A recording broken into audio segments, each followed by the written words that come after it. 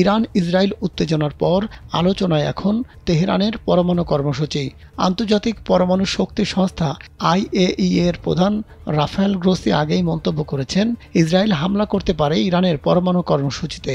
তবে ইরানও পাল্টা হুমকি দিয়ে রেখেছে, তেল আবিব হামলা করলে ইরান তা যুদ্ধ হিসেবে বিবেচনা করবে।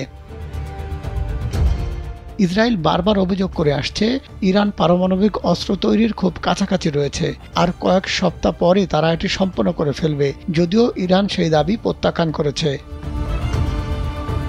পাল্টাপাল্টি এমন অভিযোগের মুখে বিষয়টি নিয়ে মুখ খুলেছেন খোদ আন্তর্জাতিক পরমাণু শক্তি সংস্থা IAEA এর প্রধান রাফায়েল গ্রোসি।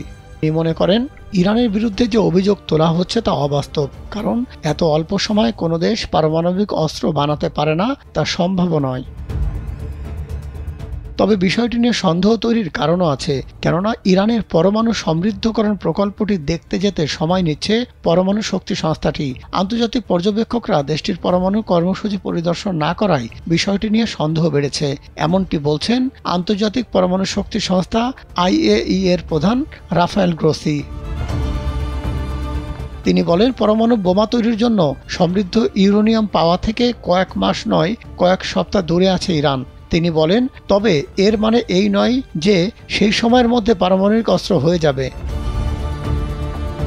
গ্রোসি বলেন, অস্ত্র তৈরির মতো পর্যায়ের কাছাকাছি স্তরে ইউরেনিয়াম সমৃদ্ধকরণ করতে পারার সক্ষমতা আশঙ্কার কারণ হলেও কেউ সরাসরি এই সিদ্ধান্তে পৌঁছাতে পারে না যে ইরানের এখন একটি পারমাণবিক অস্ত্র রয়েছে, কারণ একটি কার্যকরী পরমাণু অস্ত্রের জন্য অনেক কিছুর প্রয়োজন হয়, যে সুযোগ ইরান কখনোই পায়নি বলে দাবি করেন IAEA এর প্রধান। গ্রোসি বলেন, ইরানের পরমাণু কর্মসূচির উপর নজর রাখতে যতটা সুযোগ পাওয়ার কথা IAEA ততটা পাচ্ছে না, সে কারণে দেশটির পরমাণু কর্মসূচি নিয়ে আরও সন্দেহ তৈরি হচ্ছে বলে মনে করেন তিনি। ইরান ও ইসরায়েলের মধ্যে সাম্প্রতিক উত্তেজনার সময় পরমাণু প্রকল্পে হামলার যে বিষয়টি আলোচনায় এসেছে তার নিন্দা জানিয়েছেন গ্রোসি। তিনি বলেন, পরমাণু প্রকল্পে হামলার কথা ভাবাই যাবে না। ইরানের সঙ্গে তার সংস্থার আলোচনার উপর জোর দিয়েছেন গ্রোসি এবং এ বিষয়ে ইরানের সহায়তাও কামনা করেছেন তিনি। তবে ইরান বারবার দাবি করেছে, তাদের পরমাণু কর্মসূচির উদ্দেশ্য জনগণের কল্যাণ করা। মাহমুদ সোহেল, কালবেলা।